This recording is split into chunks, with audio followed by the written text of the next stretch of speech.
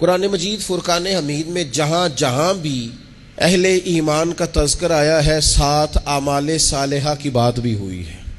جہاں جہاں بھی اللہ تعالیٰ نے اہل ایمان کا ذکر کیا ہے، ان الذین آمنوا وعملوا الصالحات الا الذین آمنوا وعملوا الصالحات، جہاں بھی آپ کو ذکر ملے گا ساتھ صالح اعمال کا۔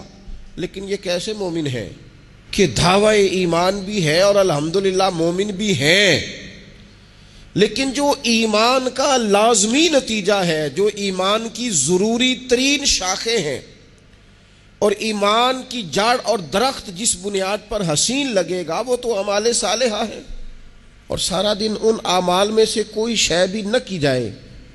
عارف رومی رحمۃ اللہ تعالی علیہ فرمایا کرتے تھے کہ کسی مسلمان کو اگر آپ خدا نہ خواستہ کبھی کہہ دینا کہ یار تیرے اندر تو ایمانداروں جیسی کوئی بات ہی نہیں، تو بندہ ہو سکتا ہے تلوار نکال لے، لیکن اگر اسے کہا جائے نماز پڑھو تو کہتا دعا کرو میرے لیے، تو وہ دین کی طرف نہیں آتا، کہتا آہستہ آہستہ آ جاؤں گا۔ آپ اسے ذرا کہہ دینا تو وہ تو ہو سکتا ہے تلوار نکال لے۔ وہ فرماتے ایک شخص چلا گیا تھا، اللہ تعالیٰ معاف کرے یہ کام جائز نہیں تھا، لیکن پرانے زمانے میں نا لوگ اپنے ہاتھ پر مشین سے نام لکھوا لیتے تھے، تو بندہ چلا گیا تھا، اللہ تعالیٰ معاف کرے معاذ اللہ، جا کے اس نے کہا ایک شخص سے کہ میرے بازو پر نا ذرا شیر بنا دو، تو وہ سوئی سے شیر بنانے لگا، تو سوئی اس نے چبھوئی تو کہا کیا بنانے لگے ہو؟ کہنے لگا جی میں نا شیر کا سر بنانے لگا ہوں، اسے اب درد ہو رہی تھی، کہنے لگا اس طرح کر، سر رہنے دے باقی سارا شیر بنا دے۔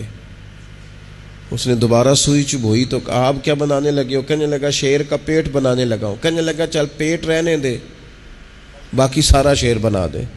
دوبارہ سوئی چبھوئی، اب کیا بنانے لگے ہو؟ شیر کی دم بنانے لگا ہوں، کہنے لگا یہ دم رہنے دے باقی سارا شیر بنا دے۔ تو اس شخص نے تھپکی دے کے کہا میرے بھائی تو گھر جا، میں نے آج تک وہ شیر دیکھا ہی نہیں جس کا سر بھی نہ ہو پھر بھی شیر ہو، پیٹ بھی نہ ہو پھر بھی شیر ہو، دم بھی نہ ہو اور پھر بھی، یعنی اس کی کوئی چیز بھی نہیں ہے اور میرا شیر ہے۔ عارف رومی کہنے لگے یہ کیسا مسلمان ہے، نماز دعا کرو، سچ بولا کر دعا کرو، کسی کا خیال رکھا کر دعا کرو، تو اپنے دل میں اللہ کی مخلوق کے لیے نرمی پیدا کر دعا کرو۔